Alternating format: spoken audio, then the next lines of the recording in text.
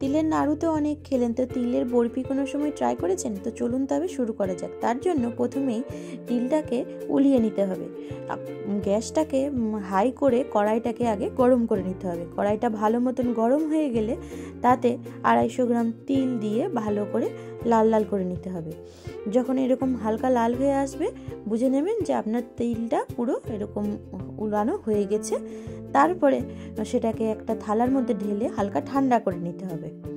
এদিকে কড়াইয়ের মধ্যে একটু জল অ্যাড করে তাতে গুড় দিয়ে দিতে হবে। গুড়টা দিয়ে আমাদেরকে গুড় পাক করতে হবে। কম আঁচে এই গুড়টা গলে যাওয়া পর্যন্ত অপেক্ষা করতে হবে। যখন দেখবেন গুড়টা গলে যাবে, এটা গলে যাওয়ার পরে এটাকে আমাদেরকে বোঝার উপায় হচ্ছে, যখন এভাবে খুন্তা দিয়ে উঠিয়ে একটা বাটির মধ্যে জল নিব। জল নিয়ে সেটার মধ্যে এক ফোঁটা ফেলে দেখতে হবে। আর সেই ফোঁটাটা যদি শক্ত হয়, কাঁচের মতন আওয়াজ করে, তাহলে বুঝে যাবেন যে আপনাদের গুড়টা রেডি হয়ে গেছে এটা নাড়ু বানানোর জন্য। নাড়ু বানান, বরফি বানান, যেটাই বানান সেটাই বানানোর জন্য একদম পারফেক্ট রেডি হয়ে গেছে। তারপরে কিছুই না, বাস এইভাবে তিলটা ঢেলে গ্যাসটাকে বন্ধ করবেন। গ্যাসটাকে বন্ধ করে তিলটা ঢেলে একটা থালার মধ্যে ঘি লাগিয়ে নিতে হবে।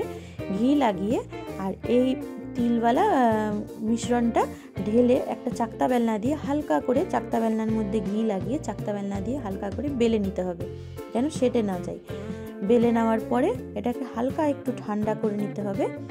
যখন দেখবেন ঠান্ডা হয়ে গেছে, তখন এটাকে চাকুর মধ্যে ঘি লাগিয়ে বরফি আকারে কেটে নেবেন। বাস আপনাদের তিল বরফি রেডি।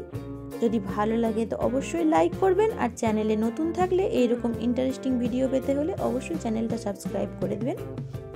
হালকা গরম থাকতে এইভাবে বরফিগুলো কেটে দেওয়ার পরেও যখন ঠান্ডা করে বরফিগুলো থালা থেকে উঠাবেন, তখন যদি না উঠে সেটা থেকে যায়, তো গ্যাসের ফ্লেমটা কম করে সেই থালাটা হালকা একটু বসিয়ে দিতে পারে। তাহলে প্রত্যেকটা বরফি আরামসে উঠে আসে। যদি এই টিপস অ্যান্ড ট্রিক্সগুলো ভালো লাগে অবশ্যই চ্যানেলটা সাবস্ক্রাইব করে দেবেন। আবার দেখা হবে নতুন কোনো রেসিপির সঙ্গে। ততক্ষণের জন্য টাটা, বাই বাই।